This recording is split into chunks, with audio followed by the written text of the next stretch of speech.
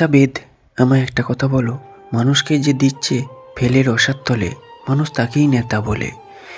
মানুষকে যে দিচ্ছে বিপদে ফেলে, মানুষ তাকেই নেতা বলে। সে নিজেও জানে না সে কোন দলে, তাও মানুষ তাকে নেতা কেন বলে? নেতা জনগণের সেবা করবে, এটাই ছিল তাদের পণ। সেই সুযোগে কামিয়ে নেবে অর্থ, সম্পদ আর ধন। এটাই আসল নেতার ধরন।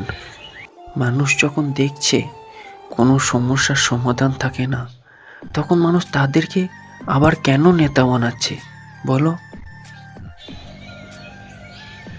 দেশের সেবাই ধ্যান জ্ঞান কবেই গেছে ভুলে, যেই দিকেতে বইছে হাওয়া সেদিকে দিচ্ছে পাল তুলে।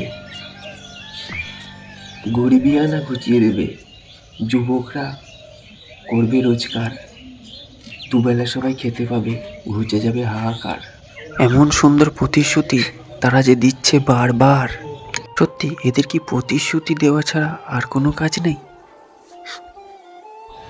ভোটের আগে এমন প্রতিশ্রুতি সমস্ত নেতার করতে জানে।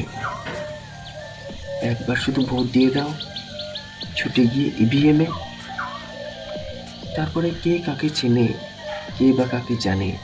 তখন মানুষ বুঝবে জনদরদি নেতার মানে।